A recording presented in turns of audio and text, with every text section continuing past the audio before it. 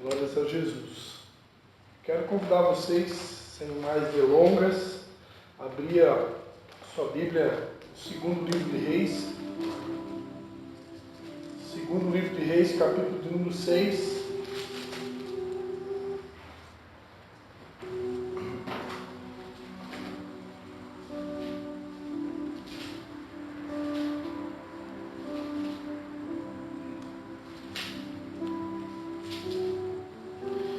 Segundo livro de Reis, capítulo de número 6.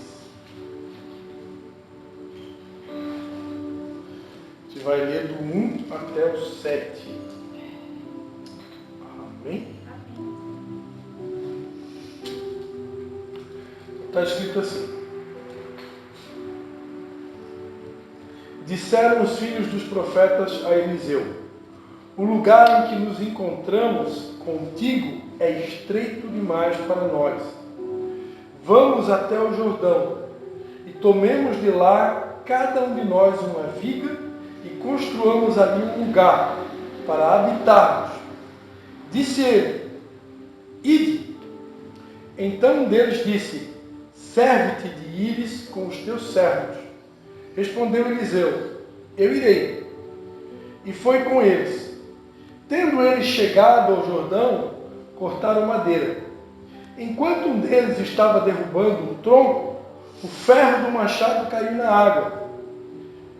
Clamou ele: ai, meu senhor, era emprestado.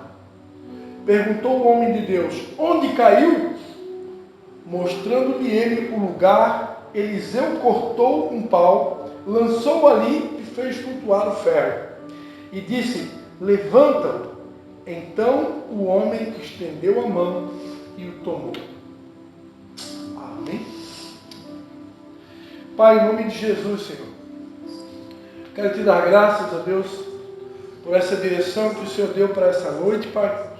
E como foi dito aqui desde o início, Pai, essa obra é tua, a igreja é tua, nós somos teus.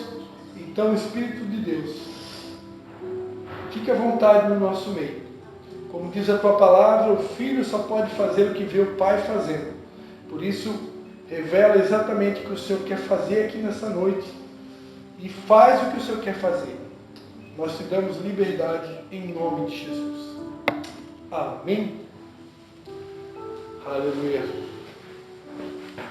Põe a sua mão assim na cabeça assim, e diga: Senhor, eu te dou liberdade para renovar a minha mente, para que eu possa experimentar a tua boa, perfeita e agradável vontade.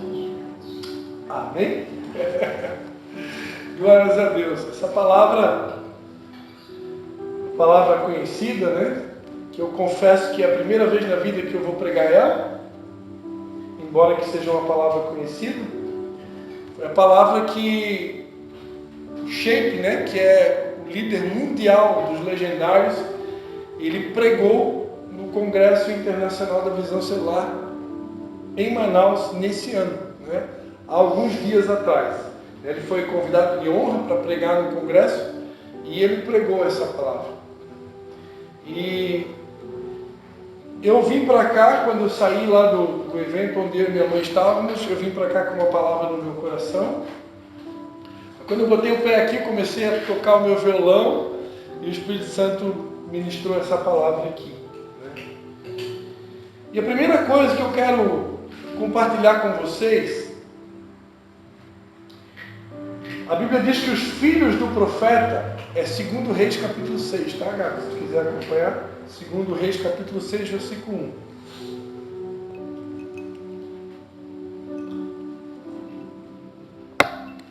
A palavra de Deus diz que os filhos dos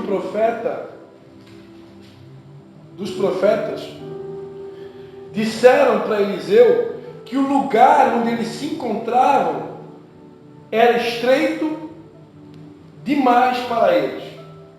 E eles deram uma ideia, né, para o profeta: vamos até o Jordão e tomemos de lá cada um de nós uma viga e construamos ali um lugar para habitarmos. Disse ele: ide. Então, os filhos do profeta chegaram para o profeta. Eles chegaram à conclusão que o lugar onde eles estavam era pequeno demais. Eles precisavam, eles queriam ampliar, né? E deram a ideia de ir até o Jordão. E a palavra Jordão significa aquele que desce, né? Jesus foi batizado no rio que tem como nome em hebraico aquele que desce, né? Por isso que eu sempre digo, o maior ensinamento do Evangelho não é o amor, o maior ensinamento do Evangelho é a humildade. Jesus, sendo Deus, não teve por ser usurpação ser igual a Deus, mas tomou a forma de homem, se fez servo e foi obediente até a morte e morte de cruz, né? Pelo que Deus o exaltou e deu a ele o nome que é sobre todo nome, para que ao nome de Jesus todo joelho se dobre e toda língua confesse. E Jesus, o Rei dos Reis, o Senhor dos Senhores, foi até João. João é que precisava ser batizado por Jesus, e Jesus vai até João, não, eu quero ser batizado por você. E ele é batizado no Rio Jordão, aquele que desce, né? Mas vamos voltar para a pregação. Então, Eliseu, junto com os seus profetas, vamos até o Jordão, tomamos de lá uma viga e vamos, né, construir um lugar maior.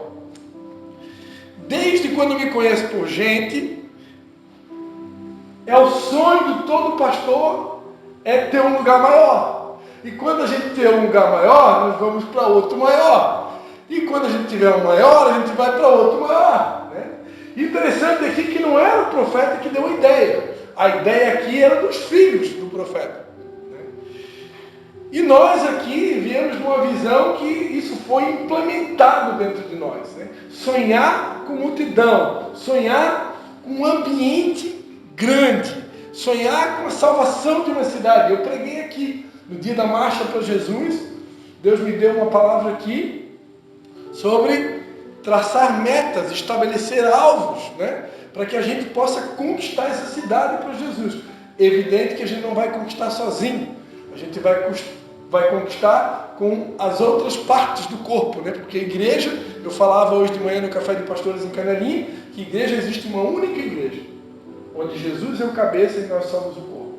Então, com os demais membros do corpo espalhados nessa cidade, vamos conquistar Tijucas para Jesus. Amém?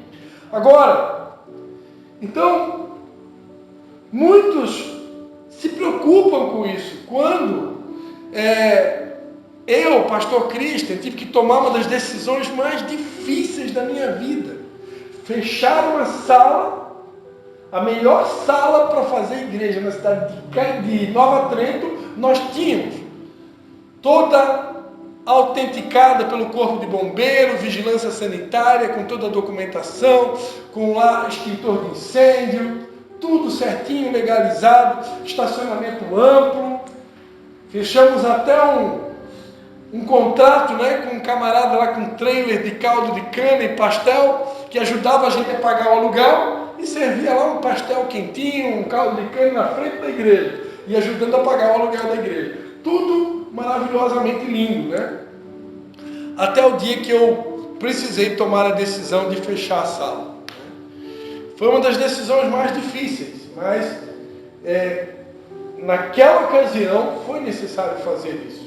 E quando a gente fechou a sala e a gente se mudou para São João Batista e começamos a fazer os cultos numa casa, né, que na verdade é uma célula, que é célula e culto, tudo a mesma coisa, porque a gente ali só é a única programação que o Ministério Vinho das Águas tem hoje, é essa célula que acontece na sexta-feira à noite. E o dia que vocês forem a São João Batista, estão convidados para participar. E não demorou muito tempo, as pessoas já começaram, pastor, e daí, vamos alugar uma sala? Vamos alugar uma sala? Vamos alugar uma sala? Né? Então os filhos do profeta, eles querem a sala, né? Os filhos do profeta querem ampliar, né? E ampliar é uma coisa boa. Quantas vezes, amados, eu já escutei Deus falando comigo, uma palavra que está lá em Isaías, que diz, né? Amplia tua tenda, firma bem as estacas, porque transbordarás para a esquerda, para a direita, a tua descendência possuirá as nações. como esse tipo de palavra faz bem aos nossos ouvidos, né? Quando Deus vem um profeta e diz, amplia a tua tenda, firma bem a estaca, né? Porque tu vai transbordar para a esquerda, para a direita, a tua descendência vai possuir as nações. Aleluia, uhul, glória a Deus. Eu creio nisso. Quem está pregando aqui para vocês é alguém que crê nisso de todo o coração. Só que o ampliar a tenda vem junto com firmar bem as estacas. E a palavra estaca, no original, é a mesma palavra no grego, a palavra stauros, que é a palavra cruz. Estaca de tortura. Então, firmar bem a estaca representa se firmar bem no caminho da cruz. Depois a gente vai ver ali que para o machado flutuar precisa jogar um madeiro dentro da água, né? E esse madeiro, você já deve mais ou menos imaginar o que significa, né?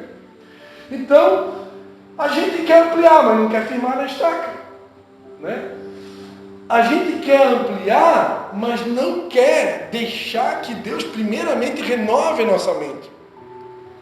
Embora a ampliação ela é importante, mas se essa ampliação ela não for acompanhada de uma ampliação da mente, uma renovação da mente, nós vamos perder tudo o que conquistamos.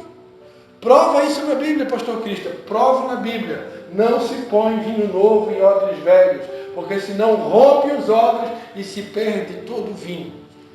Então não adianta a gente querer se enganar, né?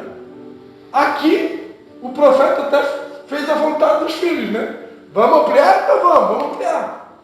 E eu vejo pastores pegando esse texto aqui, muitas vezes para bater em outros pastores que estão segurando a ampliação territorial ou a ampliação física. Estão entendendo o que eu estou falando? Ok? Estão conseguindo entender? Então, tem pastores que batem nos pastores que estão segurando. E eu, pastor Cristo, sou um daqueles que estou segurando. Nesse exato momento, estou segurando, sim. Por quê? Porque a principal ampliação não é a ampliação física. A principal ampliação é da mente. Às vezes nós estamos numa igreja com um monte de gente com a mente ainda, eu preciso ainda crescer um pouco mais espiritualmente. Eu preciso de um pouco mais de bagagem, eu preciso de um pouco mais de base. Por que Deus nos deu a direção de fazer a escola de fundamentos? Porque é algo que Deus vem ministrando há um tempo já comigo. Base. Isso aí é assunto da escola dominical. A igreja precisa de base doutrinária, base teológica, conhecimento. O meu povo perece porque falta o conhecimento. Se eu amplio um território e eu não tenho pessoas preparadas, com base, com capacidade, não que aqui não tem. Amém? Aqui tem, só que somos poucos. Amém? A igreja não vai estar preparada. A igreja não vai estar preparada.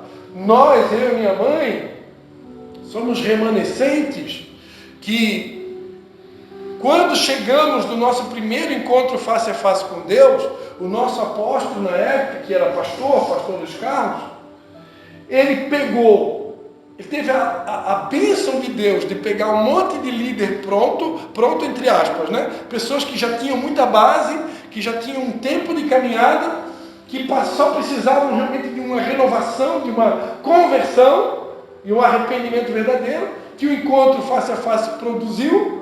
E aí o que ele fez? Ele pegou, botou todo mundo numa sala e fez uma escola de líderes, que normalmente a gente leva 1 ano, 2 anos para formar uma turma de escola de líderes, né? E ele fez isso em 6 meses. Em 6 meses, ele estava com um exército de líderes pronto. E aí o que aconteceu? Uma igreja de 40 membros chegou a ter mais de 1000 pessoas em células. Chegamos a fazer culto do fruto fiel no ginásio Manecão, de encher as arquibancadas. Claro, com o pessoal de Tijucas, Canelinha, Nova Trento, São João Batista, Governador Celso Ramos, Ilhota, Brusque e Palhoça, pastor Regis e professor Márcia. E nós chegamos a encher o ginásio do Manecão. Você sabe o que é uma igreja de 40 pessoas partir para mais de 1000? Mas porque tinha pessoas preparadas. E hoje, o que Deus mais tem falado nos últimos meses, Processo. Nós precisamos de processo para amadurecer. Deus não pode botar algo grande na nossa mão sem primeiro estar preparado, né? Então, muita gente quer ampliar território, quer sala maior, quer tudo gigante, tudo grande, né? Lembrando que quando a Bíblia diz que a glória da segunda casa será maior do que a primeira, a Bíblia não está falando que a segunda casa vai ser maior que a primeira. A Bíblia está dizendo que a glória da segunda casa é a glória. E a glória está falando de presença, está falando de Shekinah. Agora, é evidente que se a glória vir, vai faltar cadeira. Se a glória vir, amado, nós aqui estamos muito acostumados com cultos onde a presença do Espírito Santo de Deus está. Aleluia, ele está aqui nessa noite. Mas existem cultos onde ele se manifesta. E quando ele se manifesta é totalmente diferente. Quando ele se manifesta, ninguém está preocupado com o relógio, ninguém está preocupado, porque amanhã, afinal de contas, é domingo, eu também vou trabalhar. Não deveria, né? Porque eu conversava com uma pessoa essa semana. Existe um mandamento na Bíblia que hoje em dia só os adventistas guardam, né, que é o sábado. Nós entendemos hoje que o descanso ele não está num dia, o descanso está numa pessoa. Jesus é o descanso. Venham a mim, todos que estão cansados, sobrecarregados, que vocês vão encontrar o descanso. Então o descanso não está mais num dia, o descanso está numa pessoa. Porém, se Deus criou o mandamento, é porque Ele sabe que eu preciso parar um dia, né? E todo mundo aqui deve crer que depois que Jesus ressuscitou no domingo, a maior parte da igreja começou a ter esse dia como domingo. Então, se realmente todo mundo parasse no domingo, nós, num culto de sábado à noite, ninguém deveria estar preocupado com o relógio. Ninguém. Embora que eu entenda, se tem uma pessoa que foi perseguida, maltratada, pisada, estraçalhada, arrebentada por causa de relógio, está aqui a pessoa falando, né? O mundo inteiro se levantou contra mim e queriam me matar. Porque os cultos do pastor Cristo em Nova Trento tinham horário só para começar. Aí depois de eu apanhar tanto, e a minha família toda apanhar junto comigo, porque a gente ganhou a fama de a unção zuninal. Então quando o pastor Maico falava, o pastor Cristo falava, o pastor Tiago falava, ou qualquer um que era zunino falava, unção zuninal, pode preparar que vai passar o do tempo, né? Então a gente pegou essa fama, né?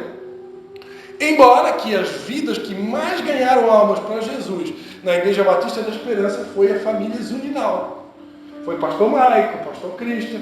Hoje, vários pastores que se formaram da Igreja Batista, que estão espalhados por tudo que é lugar, foi através da minha mãe, através do meu pai, através do meu irmão, através do meu outro irmão e através de mim, né?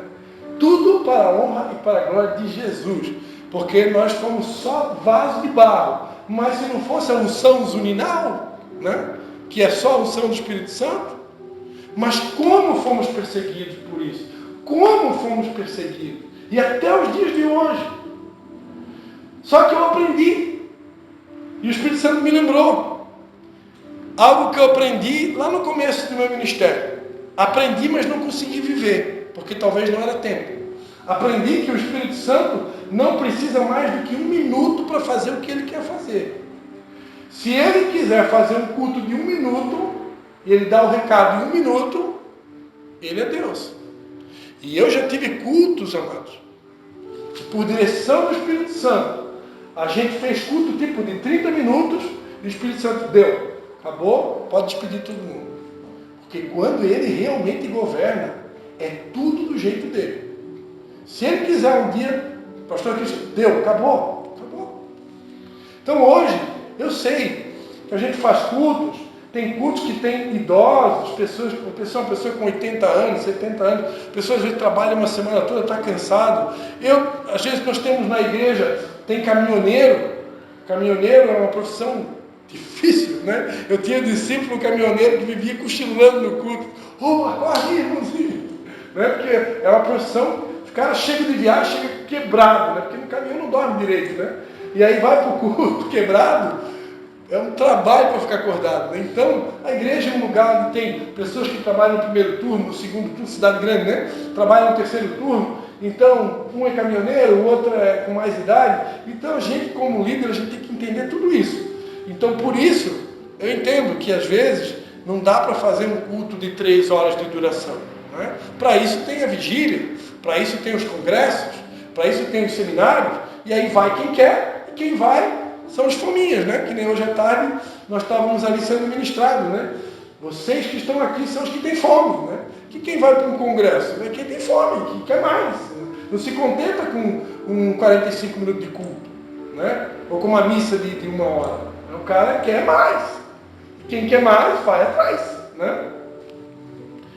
Agora o culto é um pouco diferente. Às vezes a gente tem que limitar o tempo, porque respeitando todo mundo.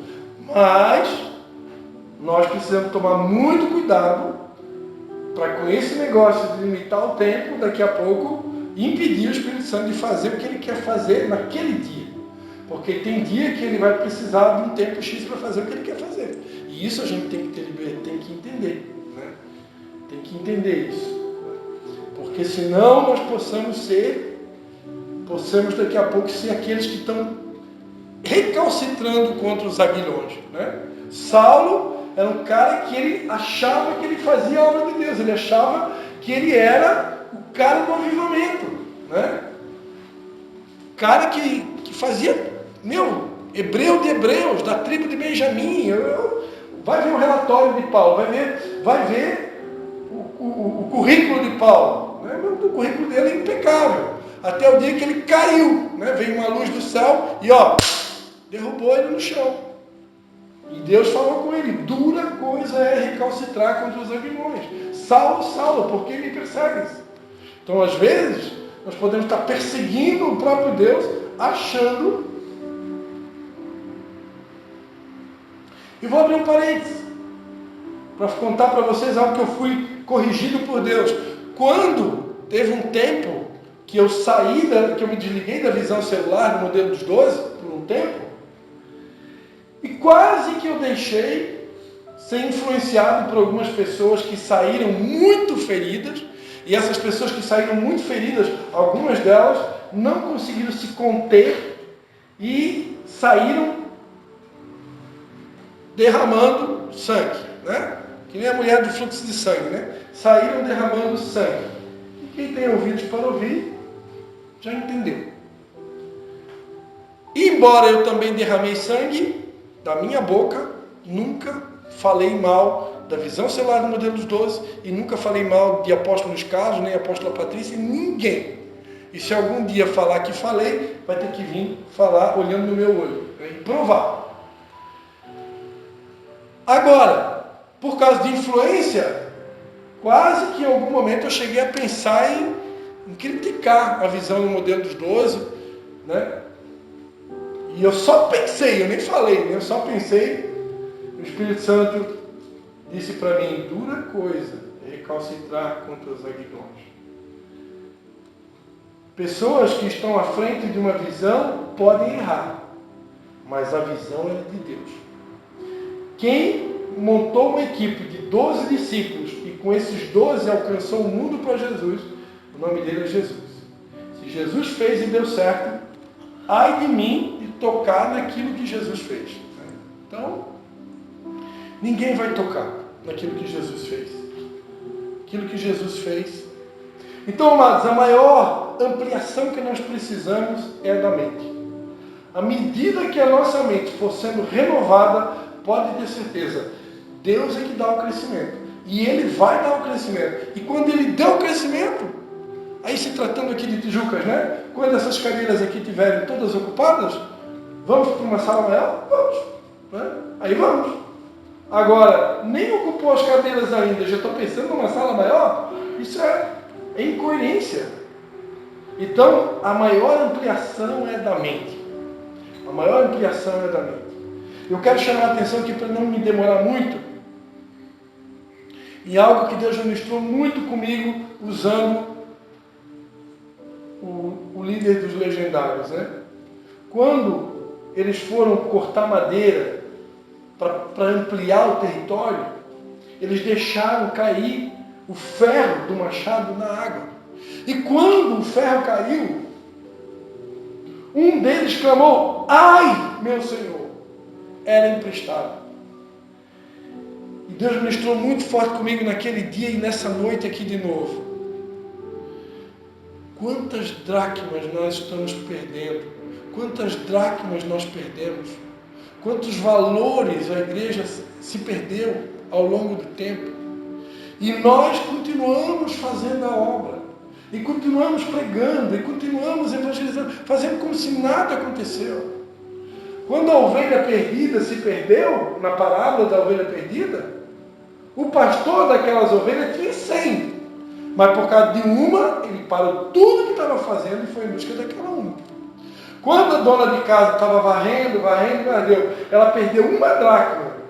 No colar, eu não me lembro bem agora se eram 12 que a mulher usava, né? Isso era um adereço que as mulheres usavam no casamento, né? E era um adereço de valor, né? Era uma joia preciosa que a noiva usava para o casamento. E tinham ali, eu não me lembro agora se eram 12 dracmas que usavam. Ela perdeu uma só, mas quando ela perdeu, ela acendeu a luz, ela varreu tudo, por causa de uma dracma. E hoje, amados, muitos valores têm se perdido. E nós continuamos fazendo a obra de Deus. Hoje, nós resgatamos um valor aqui, no começo desse culto. Embora que subentende-se que todo mundo aqui já saiba que os líderes desse ministério nunca quiseram comandar nada, são pessoas tementes a Deus, mas fizemos questão de deixar muito claro: o Espírito Santo é o dono desse trem aqui, não é mais ninguém.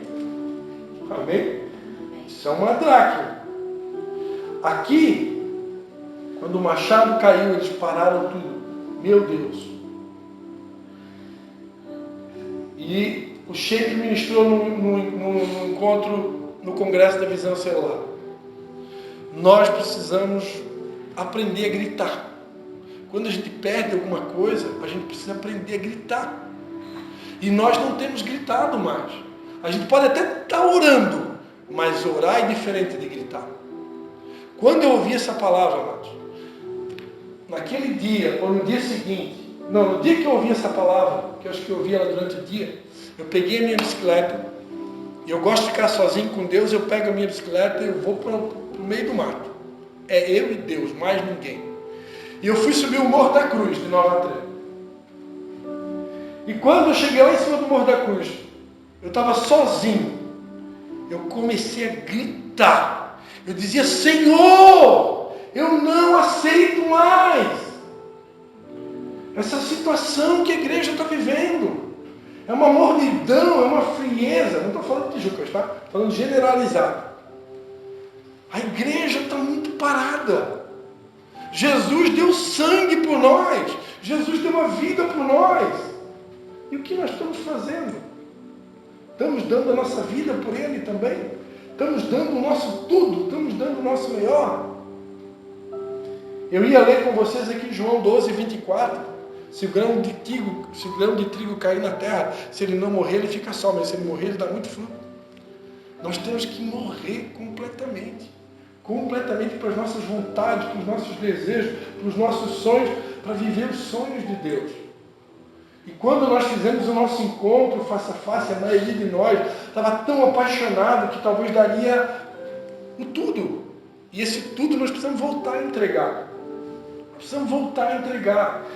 Se gastar, né? Como diz essa letra dessa música, deixa queimar, né? Que o nosso corpo se queime, se desintegre, né? Por amor a Ele. Mas eu quero voltar aqui nos valores para encerrar. Eu queria que nessa noite nós pudéssemos orar de todo o nosso coração e pedir: Espírito Santo, mostra para mim quais são as dracmas que eu tenho, ou seja, né, quais são os machados, né, que têm caído na minha vida e eu já estou até acostumado. Tem algumas coisas que caíram na nossa vida e a gente já até se acostumou a viver sem. Tem algumas coisas aqui que nós perdemos ao longo do tempo e a gente já se acostumou a viver sem. Uma vez eu escutei o apóstolo Luiz Hermínio ministrar, né, algo tremendo, que quando um membro do corpo se perde, em vez de a gente pagar um preço de jejum e oração para tentar descobrir por que aquele membro se perdeu, a gente bota uma prótese no lugar do membro. E aí a gente vai tocando com a prótese. E aí vai tocando com a prótese, você acostuma com a prótese. Né? A prótese muitas vezes é até um irmãozinho que nem devia estar no ministério Ibra, ele é de outro lugar e ele acaba se perdendo por aqui e fica, né? Aí é prótese, funciona, é um exemplo, né? Funciona, mas é prótese. E aquele que realmente é membro, se foi e tá tudo bem. Não está tudo bem. Não está tudo bem. A começar em nós, pastores. Nós precisamos buscar a Deus mais intensamente. Né? Precisamos pagar um preço mais alto de busca, de renúncia. Minha mãe conversava um pouquinho no carro que a igreja de hoje é uma igreja que não ora. Né? Se a gente marcar a oração, ninguém vem. Eu acredito, não conversei com ela sobre isso. Eu acredito que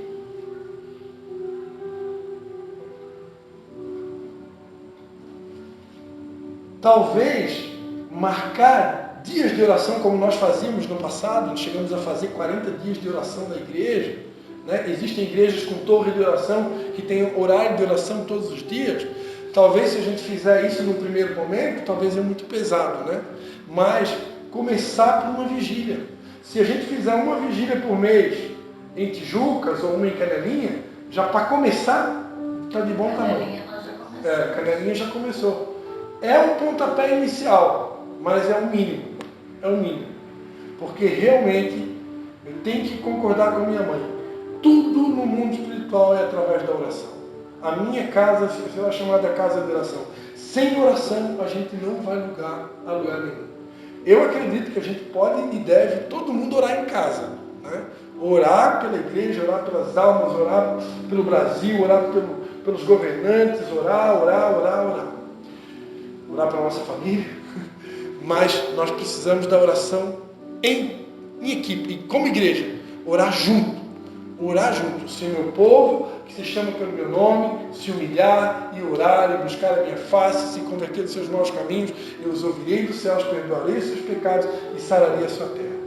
Deus só pode sarar uma terra se tiver oração com humilhação diante dele. E nós precisamos voltar. Né?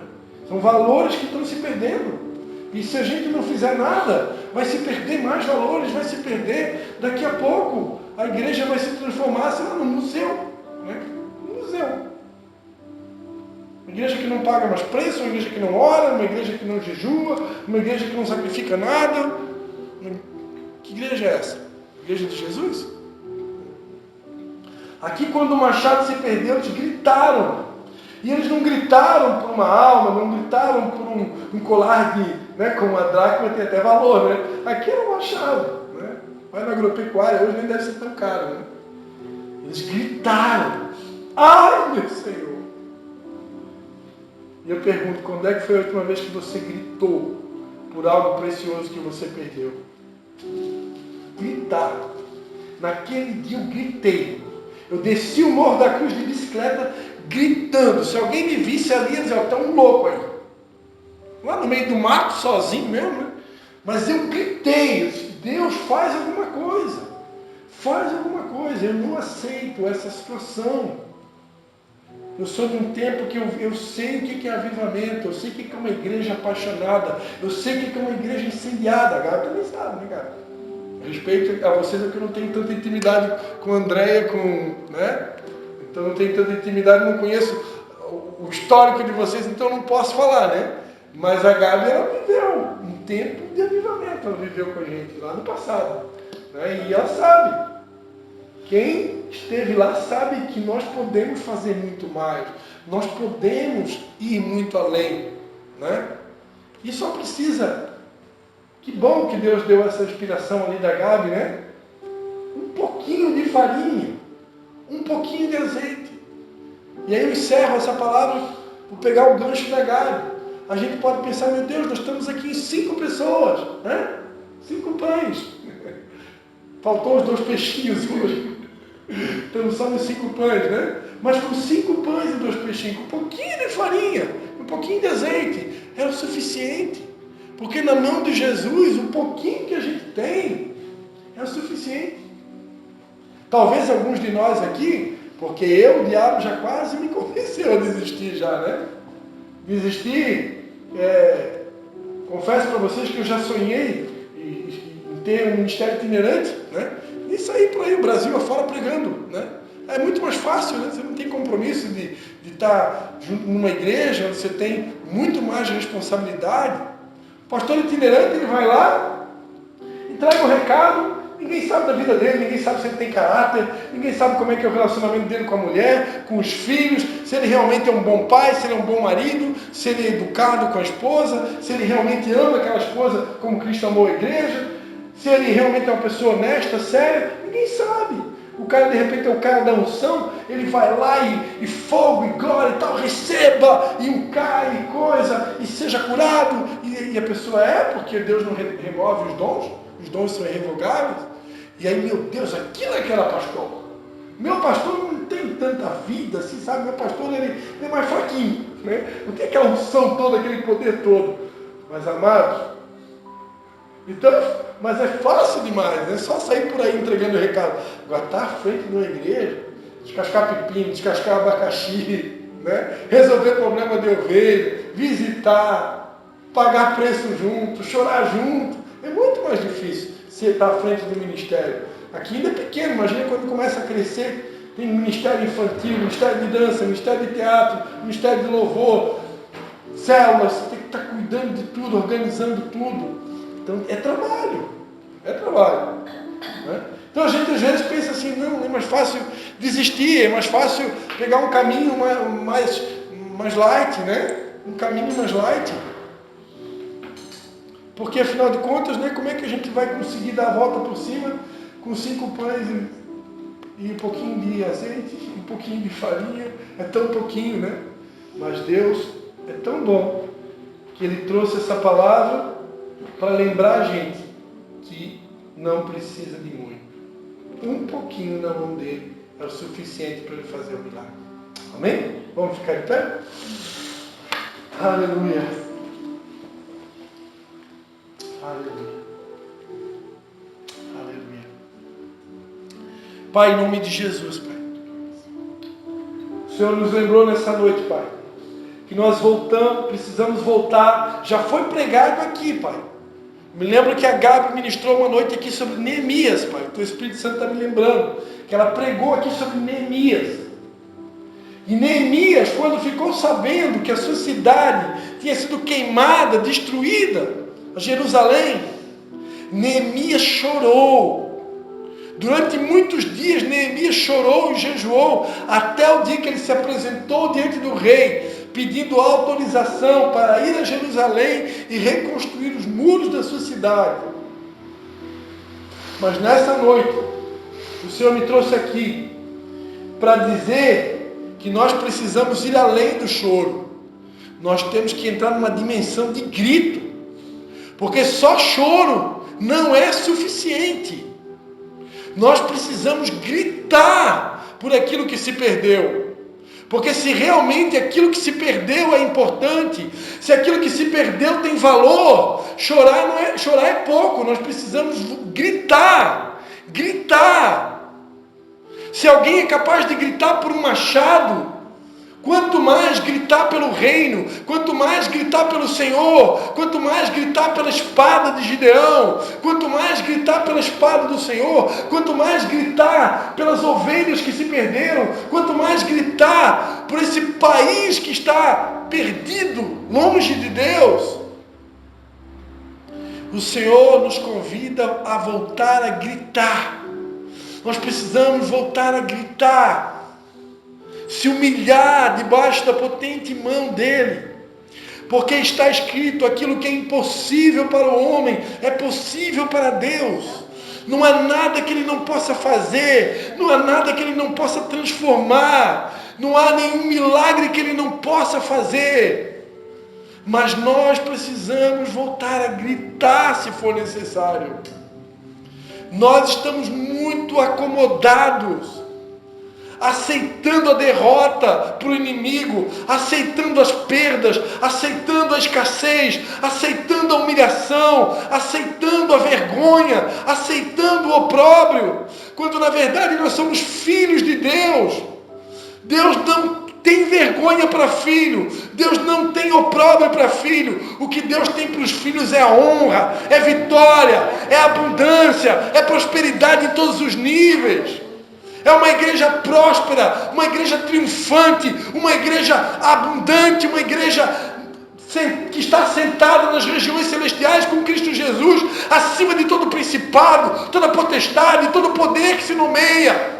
Nós não devemos nada para Satanás. Nenhuma condenação há para aqueles que estão em Cristo Jesus. Nós não devemos nada para Satanás.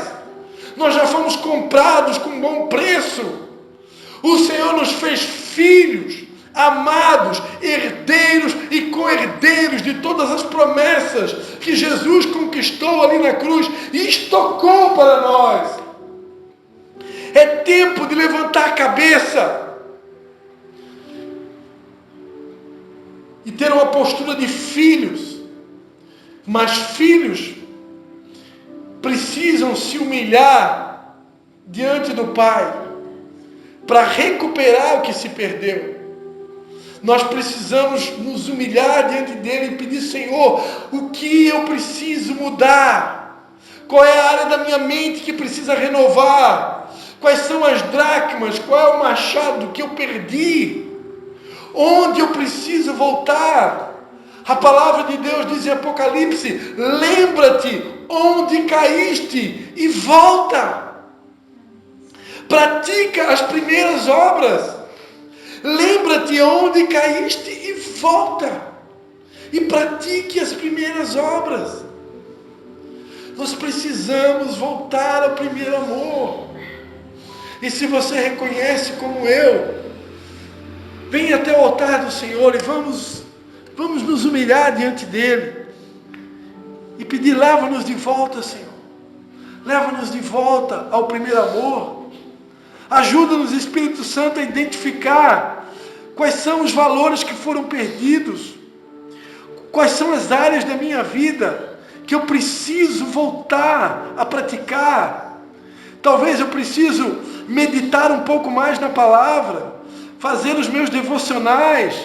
Talvez eu preciso voltar a jejuar. Talvez eu preciso voltar a orar nas madrugadas. Talvez eu preciso pagar um preço maior do que o que eu estou pagando. Porque se eu quero que Deus me leve para uma dimensão maior, talvez Deus vai requerer um preço maior de mim. Jesus pagou um alto preço. Ele já deixou exemplo para nós. Peça para o Espírito Santo: qual é o preço que eu preciso pagar para poder ver toda a minha família salva? Qual é o preço que eu preciso pagar para ver Tijuca ser transformada? Qual que é o preço que eu preciso pagar para ver essas cadeiras cheias?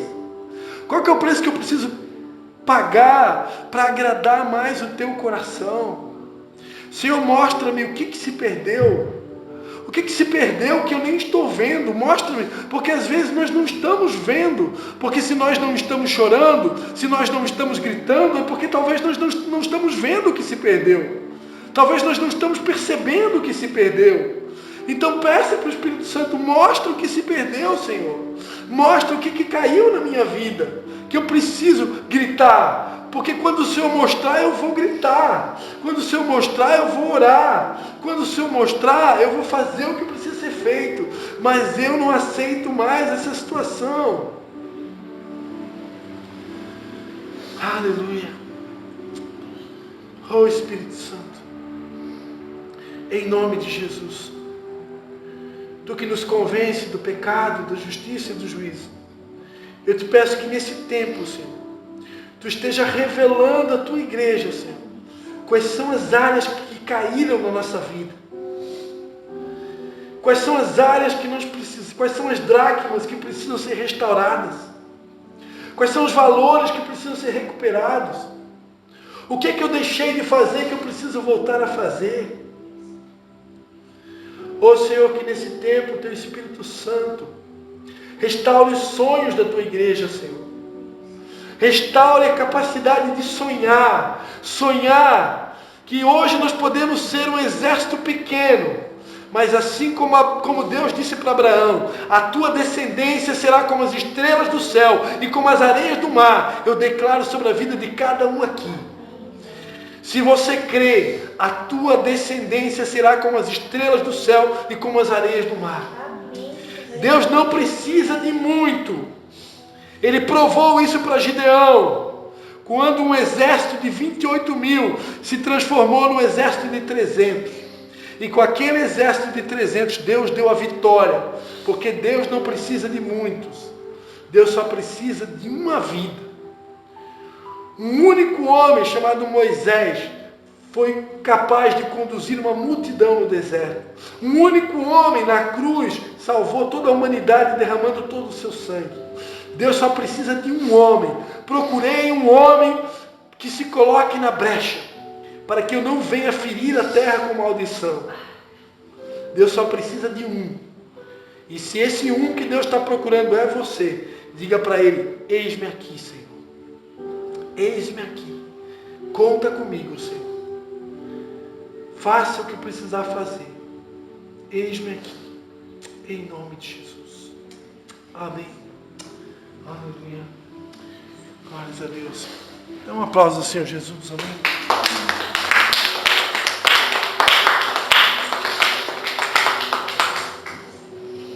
Deixa minha mãe fazer a oração final, hein?